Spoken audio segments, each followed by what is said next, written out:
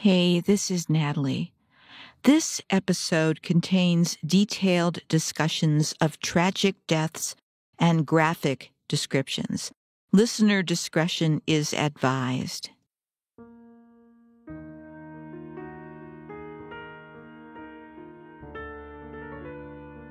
Hello, I'm Natalie Zett, and welcome to Flower in the River. This podcast, inspired by my book of the same name, explores the 1915 Eastland disaster in Chicago and its enduring impact, particularly on my family's history. We'll explore the intertwining narratives of others impacted by this tragedy as well, and we'll dive into writing and genealogy and uncover the surprising supernatural elements that surface in family history research. Come along with me on this journey of discovery. The only voice that documents have is the voice we give them.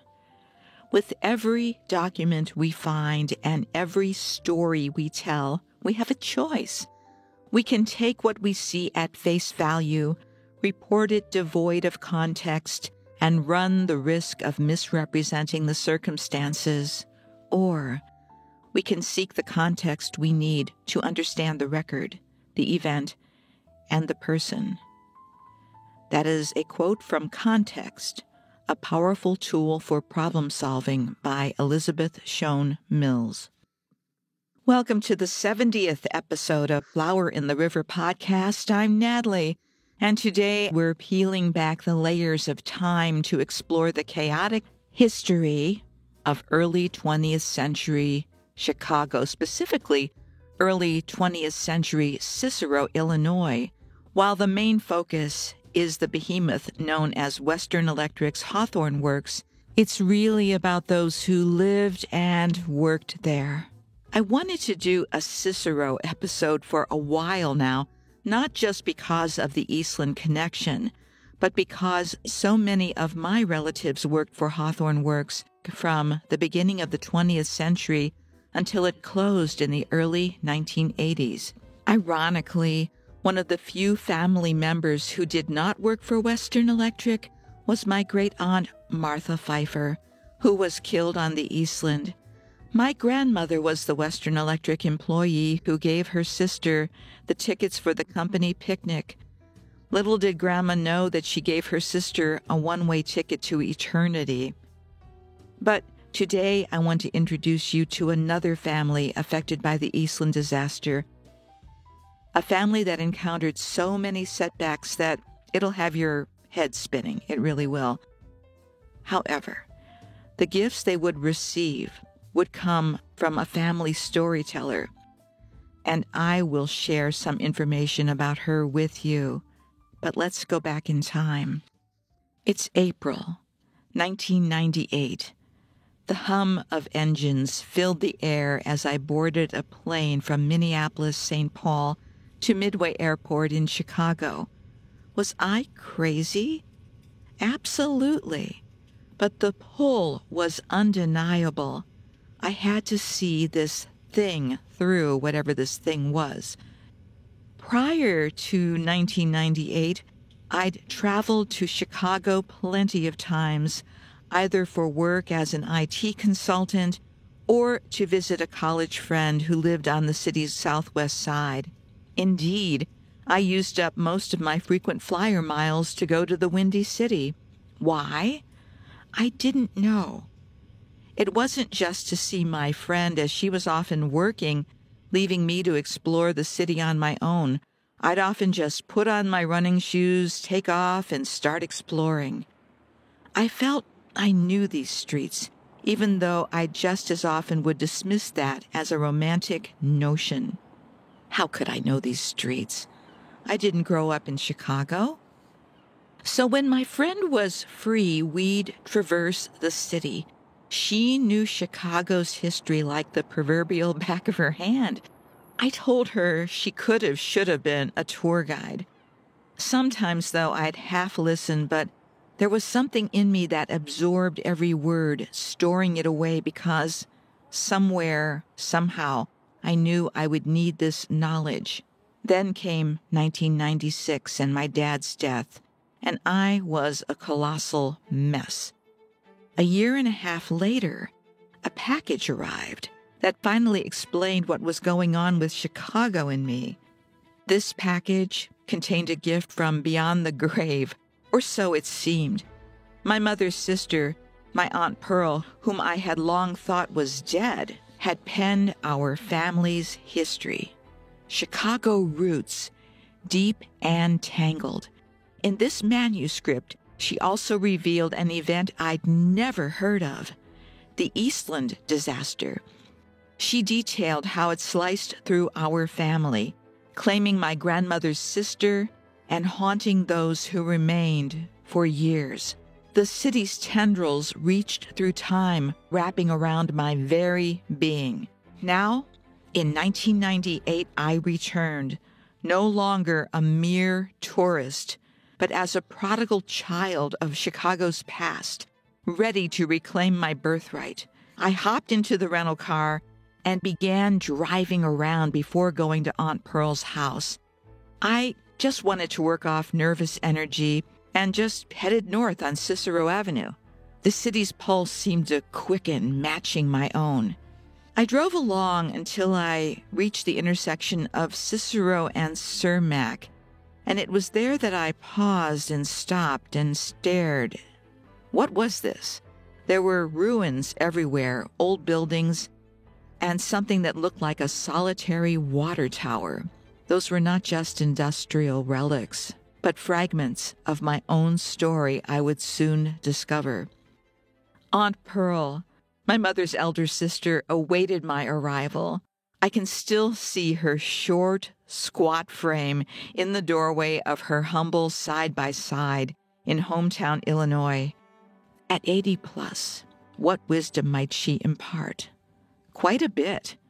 And for my part, I learned to listen like I'd never listened before. Later, Aunt Pearl would chuckle as she told me I had unknowingly driven myself to what was left of Western Electric in Cicero. She said, "I guess the ancestors are calling out to you, honey." The pieces were falling into place, but what picture would they reveal? That first weekend, the start of many that I would spend with Pearl, stretched before me, promising revelations. Chicago and Cicero apparently had both been calling, and I'd answered. But what awaited me in the shadows of my family's past?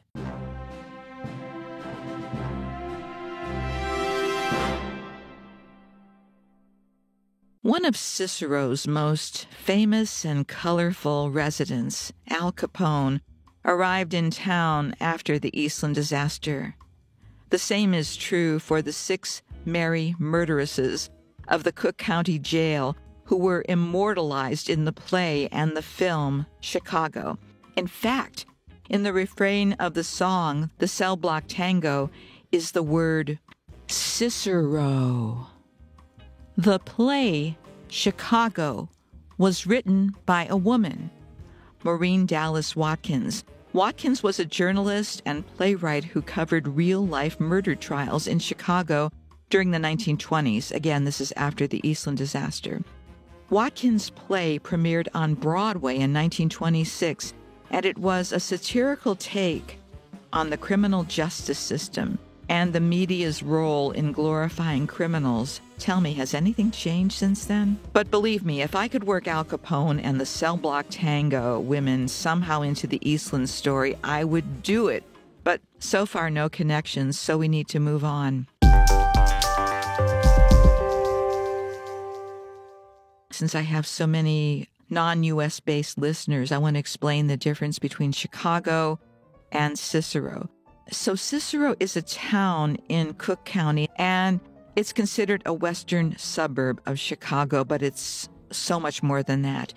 It was established in 1857, and it was the first western suburb connected to Chicago by rail, initially through the Galena and Chicago Union Railroad, followed by the Chicago-Burlington and Quincy Railroad in 1864, so it's got quite the history.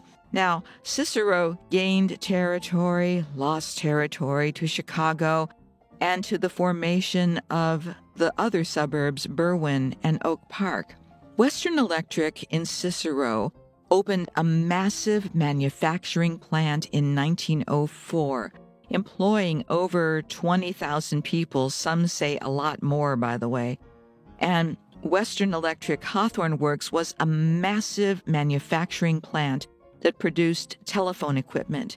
This plant not only provided steady employment, but also became the center of a thriving community.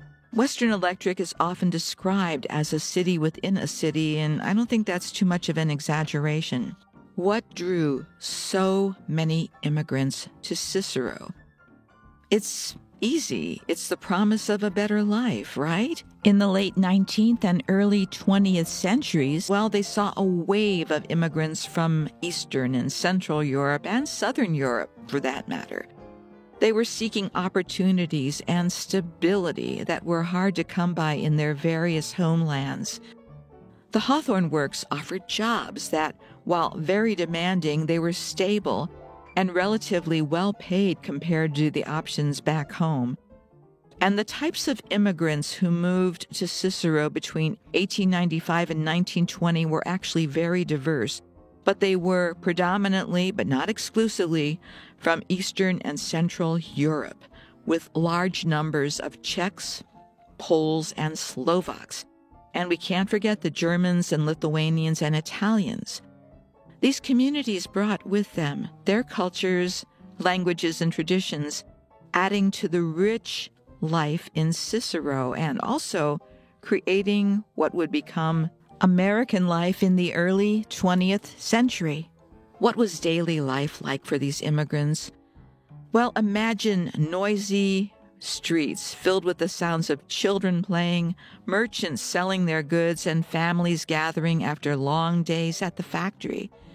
The Hawthorne Works wasn't just a place of employment, it was the lifeblood of the community.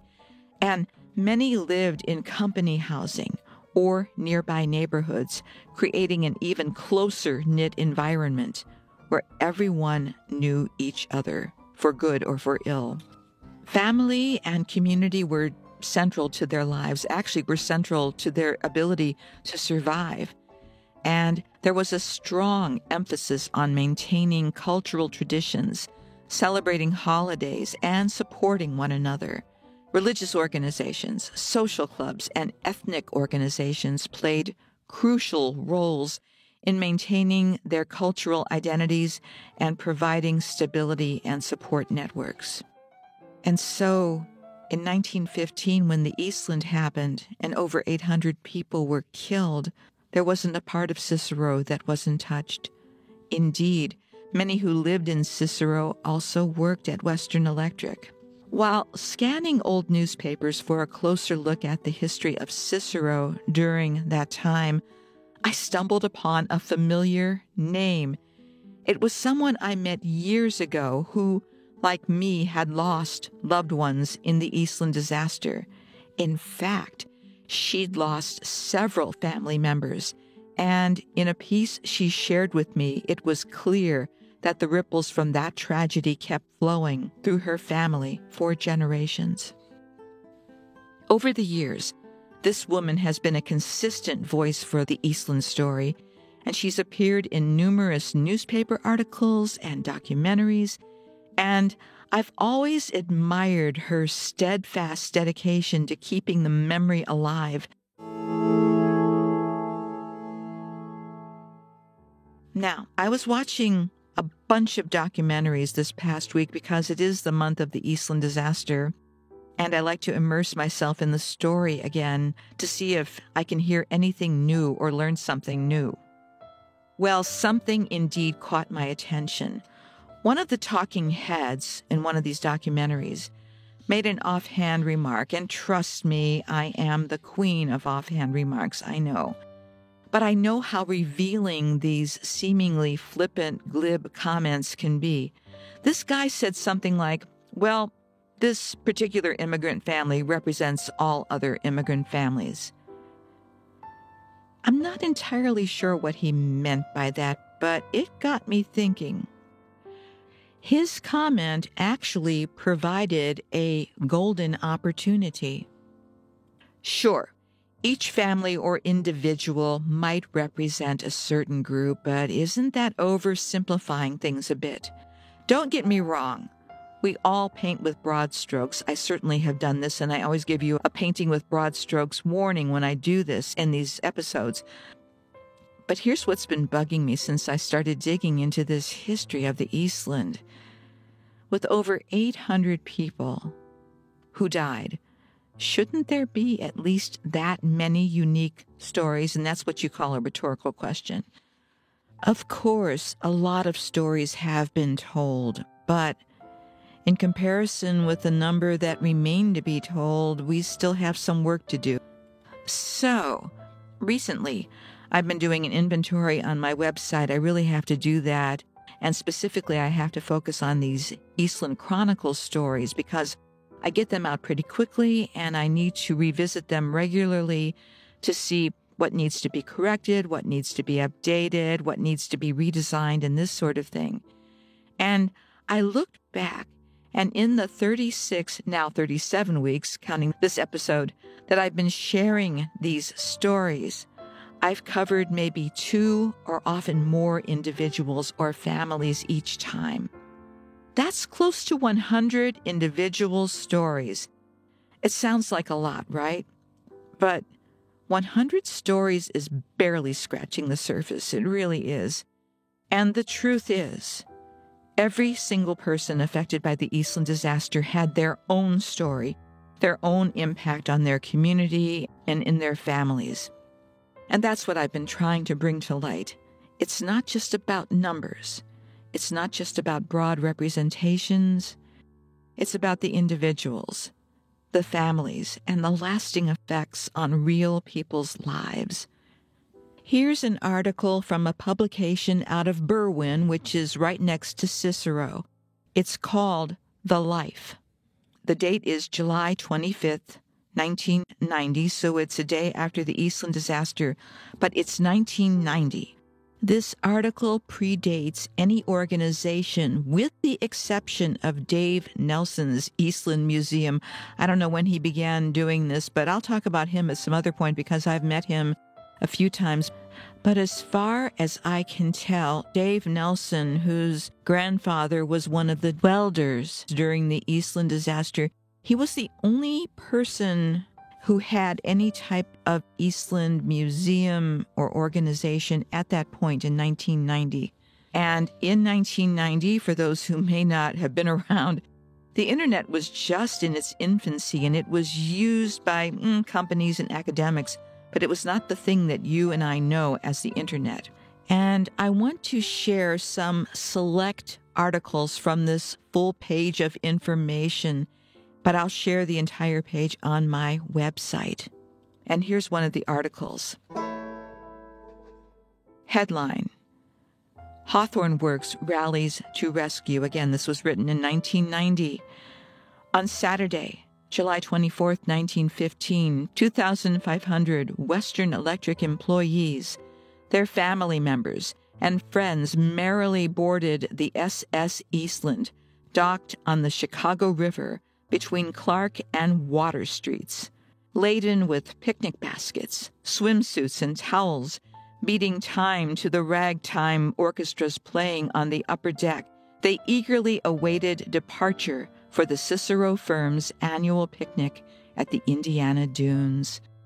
But at 7:31 a.m., as horrified crowds watched helpless from the docks, the Eastland suddenly overturned. It sank into the river with only half its starboard side protruding above the water. Many passengers jumped or were thrown clear of the steamer. Others managed to swim to the river's surface. 812 did not. Many, mostly women and children, died of suffocation rather than drowning, trapped between decks. 22 life area families were eradicated of the dead. And this is a note from they're referring to the Berwyn Life publication here. Of the dead, 200 were from Cicero alone. Eyewitness accounts of the tragedy were published in the August 1915 issue of the Western Electric News. The publication has been reprinted by the Historical Society of Cicero in honor of the 75th anniversary of the tragedy. One published account came from a Miss Repa, a nurse from the Hawthorne Works Company Hospital, who had been scheduled to board another boat but hurried instead to the Eastland. I'm going to pause reading here and let you know that I have covered Helen Repa's story in a previous episode in the podcast, and I'll give you a link to that. It gives a lot more detail, but I will continue. This is a quote from Helen. "They were already pulling them out from below when I got there, out of the water and out through the port's holes," Repa recalled. "People were wet, bleeding, and hysterical." After working to resuscitate the unconscious, Repa went to short-handed Iroquois Memorial Hospital. There she found, quote, "more and more people arriving every minute, wet and shivering, and there were no blankets left. I had one of the nurses telephone Marshall Field and Company for 500 blankets with orders to charge them to the Western Electric Company. In the meantime, I telephoned nearby restaurants and had them send over hot soup and coffee." Quote, "As soon as my patients were sufficiently recovered, I would send them home. I would simply go out into the street, stop the first automobile that came along, load it up with people, and tell the owner or driver where to take them. Not one driver said no." By 9:30 a.m., Repa was back on the docks, where workers labored in pouring rain to bring bodies up from the hold of the ship. Quote, "The bodies came out faster than we could handle them," Repa said. "The bodies were laid out on the dock, on the bridges, another boat, the sidewalk. About 12 o'clock they reached the inner cabins, and after that, all the bodies that came up seemed to be women and children. It had begun to drizzle just before the boat was to start, and the mothers had taken their children inside to be out of the wet." Within minutes after the wreck, Western Electric employees were searching out warehouse space to shelter survivors and serve as information stations to collect and distribute the names of the living and the dead to frantic friends and relatives. The 2nd Regiment Armory was established as a morgue and tied in by telephone with the Information Bureau. Then, as family members lined up to identify loved ones, Hawthorne employees circulated through the crowd sharing names of survivors. They spared many the ordeal of searching through bodies. The Information Bureaus remained open day and night for a week. Within that time, the fate of all but one employee had been determined, although the identification of friends and relatives would not be completed for some time to come. As early as Saturday afternoon, other volunteers began visiting the homes of deceased employees to assist with funeral and financial arrangements. By Monday, 150 workers had joined in the effort. By Thursday, all families had received immediate relief. The Western Electric magazine paid tribute to its legion of employee volunteers who often worked nearly round the clock day after day. Quote, "One man, after barely escaping with his life, went home, put on dry clothes, and returned to the morgue, where he was on duty for 26 consecutive hours," the magazine noted. Another did not go to bed from Saturday to Wednesday. To many of the typists there fell work that was sheer drudgery. They did it for 12, 18, 24 hours at a stretch. It is hard to find words to express what they did. Yet, if the spirit of Hawthorne could speak, she would only say, "I did what I could. It was little enough."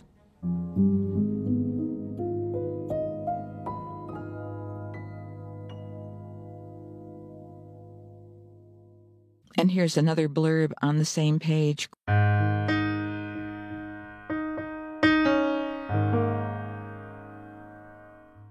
By a decree of the Cicero Town Board, July 28th was set aside as the day for a town-wide funeral. All stores and plants were ordered to close at 9 a.m. Then started the scene which will live forever in the memories of old residents.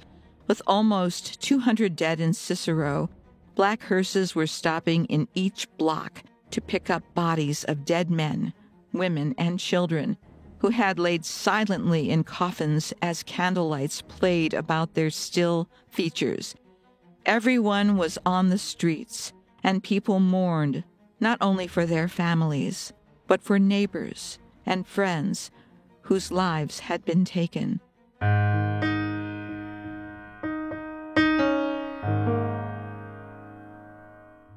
This was from the 20th anniversary account of Life newspaper, 1935.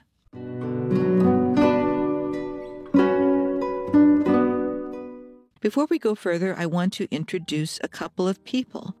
They are Anton Schultz and Pelagia, a.k.a. Pearl, Jankowska. Anton, born around 1865, and Pelagia, born around 1860, were married in 1886 in Poland.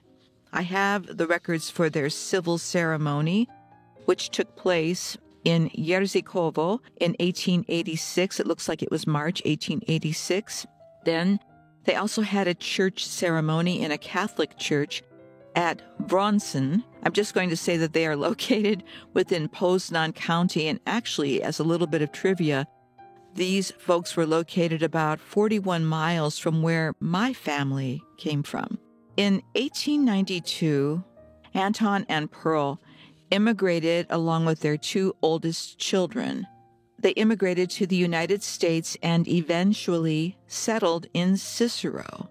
By the 1900 census, Anton was working as a watchman, and Pearl was at home with the children. And by then, there are Rosalia, or Rosie Schultz, who was born in Poland, John Schultz, born in Poland, Joseph, Frank, Marie, Aloysius, and Stanley Schultz, all of whom were born in Cicero.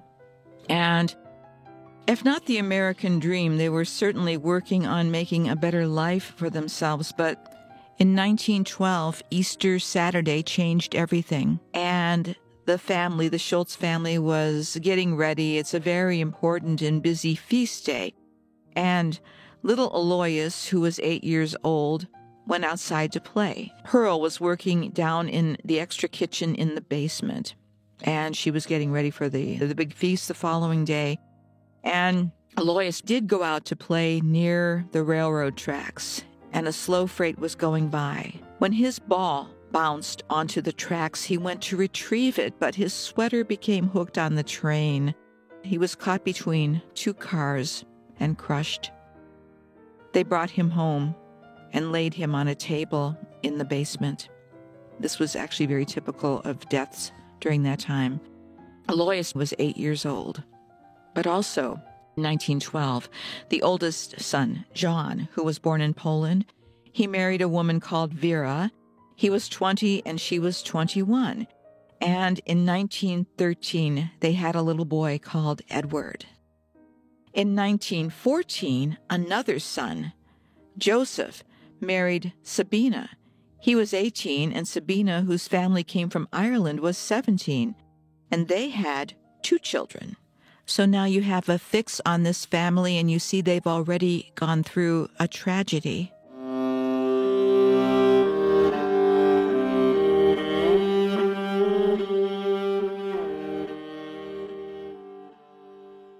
So I'm jumping ahead to 1930 to let you know that much later, the younger daughter, Marie Schultz, married Stephen Peterzak, and they had 2 children, Rosemary and Richard. And now we're going to jump back to this article from 1990s. So Rosemary Peterzak can tell us, in her own words, what became of her family. This is also from the 1990 Berwyn Life.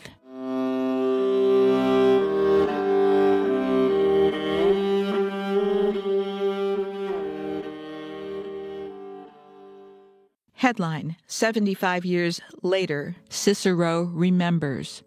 Rosemary Peterczak of Cicero will never forget the Eastland. Quote, "My mother, Marie Schultz Peterczak, lost a brother, 2 sisters-in-law, and an infant nephew in the disaster. She said, I grew up hearing these stories over and over because they were so horrendous for my family. An aunt, Jenny Schultz, left Peterczak a written account of that unforgettable day.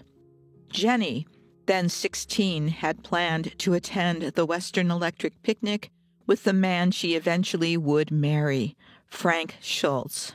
That would be Rosemary's uncle. Also in their party were Frank's brother, Joseph, and his wife, Sabina, and a third brother, John, and his wife, Verna, and an 18-month-old son, Edward. However, Jenny's father would not allow her to attend. Quote, "My father said there was plenty of work to do at home," wrote Jenny, and so Jenny was home washing windows when Frank came running and yelling that the boat sank and everyone was dead. Frank survived along with his brother Joseph because they were late in getting to the ship. Joseph's wife, Sabina, had decided her children should remain at home. Frank and Joseph took time out to bring the 2 children to their grandparents' homes. Sabina hurried aboard with John and Verna and their infant son. When Frank and Joseph finally got to the ship, they could not find the others and went below deck to look for them. When the boat went over, the 2 brothers got out through a porthole. Quote, "Frank saved a lot of people, including 3 sisters," Jenny wrote, "but he could not save any of his own family. The rest of his life he remembered the horror, especially the babies in the water." The bodies of John and his wife and baby were not found until 2 days after the disaster, far out in Lake Michigan. When they found them, they were intertwined. John was still holding the baby, and his wife was clinging to him.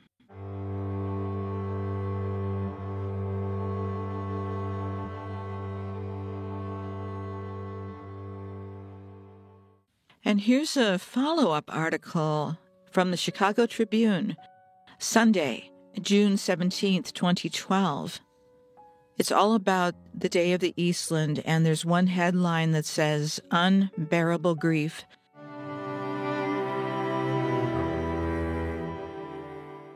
Six members of the Schultz family went on the outing. Just 2 survived. According to Rosemary Peterczak of Cicero, her grandmother, Pearl Schultz, went to the armory that served as a makeshift morgue to try to find her son, 2 daughters-in-law, and infant grandson. Quote, "My grandmother became hysterical," Peterczak said. "They said she would have to leave unless she controlled herself because she would upset everybody else." Peterczak said the family's grief was intense. "My grandfather was just enraged," she said, explaining he blamed, though only temporarily, the son who worked for Western Electric for getting those tickets.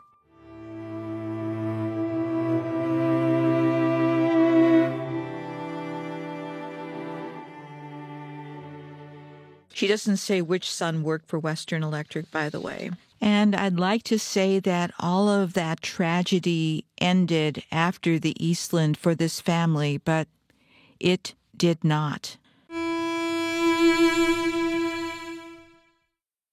The Chicago Daily Tribune reported on Thursday, September 8th, 1921, headline, "Car Kills Man, Speeds On."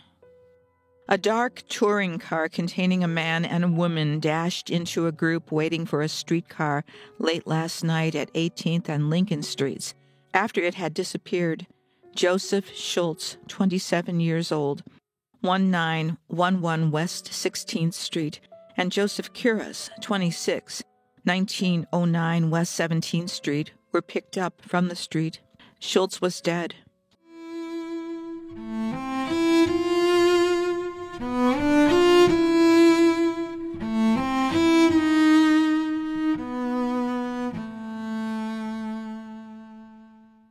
Joseph would be one of the other brothers who survived the Eastland only to meet this horrendous end. His children were raised by, it looks like, their respective grandmothers, as they were now orphans. So that is what happened. There were other family tragedies as well for Rosemary's family, but that didn't stop her from talking about what happened. This is from The Berwyn Life, August 26, 1990. It has quite a bit of history in here as well. Headline: Thanks offered in wreath laying. We are most grateful to many people in regard to the placing of the wreath in memory of those who lost their lives in 1915 aboard the SS Eastland cruise ship. First, our thanks go to The Life, that means the Berwyn Life, for the coverage we received prior to and after for promoting this function, in addition to others we have pursued in the past, and Eileen Petch for her research and in-depth story. Then I want to publicly thank our Vice President, Robert Malinsky, for initiating the idea, because without his urging, there would have been no commemoration service for the Eastland whatsoever. Thanks go to him also for the reprinting of the Western Electric News publication, the original of which was sent to all Western Electric employees in 1915, following and elaborating upon the disaster, and the printing of the postcards of the Eastland on a lake-bound cruise. We must thank our keynote speaker for the day, John S. Kociolko, Cicero Town trustee, who, as always when called upon, uses his expertise of history to make a superb presentation, as he did on this occasion. Our wholehearted appreciation goes to Kavina Floral Shop in Cicero for their participation by sharing in the expense of this beautiful wreath placed at the site. It was most appropriate. Inasmuch as transportation was of vital importance, we graciously were allowed to rent the Berwyn Cicero Council on Aging bus for a nominal fee. The driver, Anna Simpson, was very friendly and operated the vehicle safely. Last, but certainly not least, our thanks to those who attended the ceremony, many of whom had relatives who were involved in some manner with the disaster. One was actually an Eastland survivor and still lives in Cicero, Libby Ruby. To the following officers and society board members: Malinsky, Marie Newell, secretary, Jean Rahor, and Jean Vance, society members, Elaine Malinsky, Frank Rahor, Albert and Helen Rodig, Harriet Twin, Henry Zabosnik, and the following interested personage: Isabel Balicki, Virginia Kudla, Irene Peters, Rosemary Peterzak, Doris Remp, Raymond Suda, and Mr. and Mrs. David K. Nelson, who own and operate a museum in Wheaton called the Eastland Collection. Mr. Nelson graciously taped the proceedings with a promise to show it at a general meeting to the society. To all the aforementioned, we are very grateful. Norma Zabosnik, President, Historical Society of Cicero.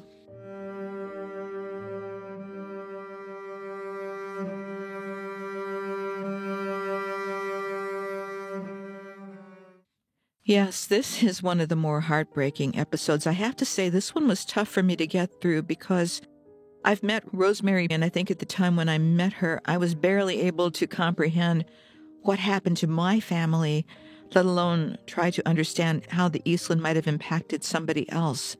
I was in shock upon shock stage at that point. But I so appreciate her continual sharing of her family's story. And yet, I'm reminded of Viktor Frankl's powerful words. I read a lot of his works in my college philosophy classes, and he had a huge influence.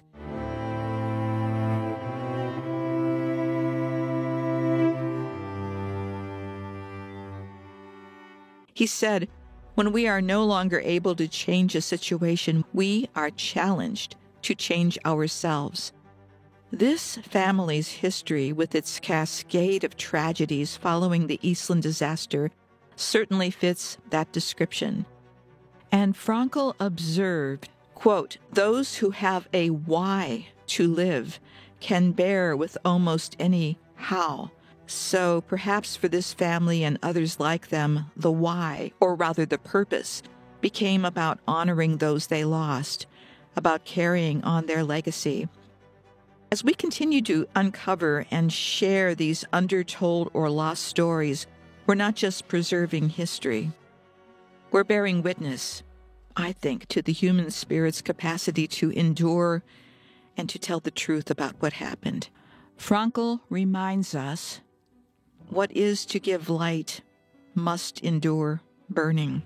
These families, all of you, through your suffering, you have indeed given light, illuminating the long-term impacts of tragedy and the strength required to persevere.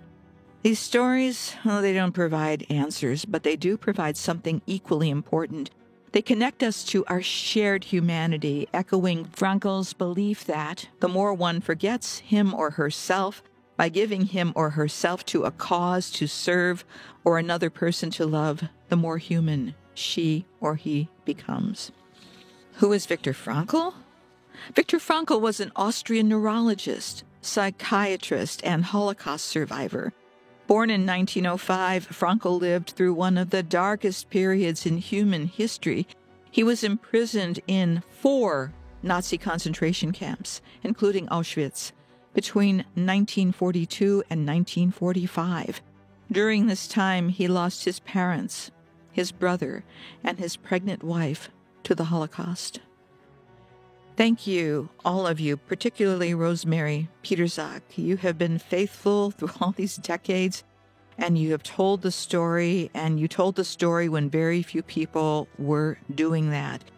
And on behalf of my family, I want to thank you for your strength and your endurance, and I wanted to let you know that I heard you and I hear you.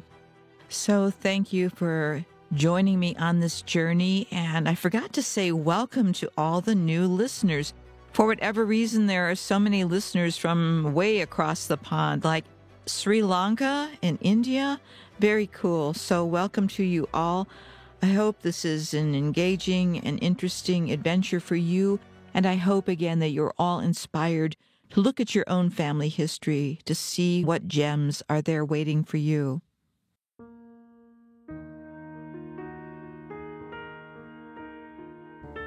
Hey, that's it for this episode, and thanks for coming along for the ride. Please subscribe or follow so you can keep up with all the episodes. And for more information, please go to my website. That's www.flowerintheriver.com. I hope you'll consider buying my book, available as audiobook, ebook, paperback, and hardcover, because I still owe people money. And that's my running joke. But the one thing I'm serious about is that this podcast and my book are dedicated to the memory of all who experienced the Eastland disaster of 1915. Goodbye for now.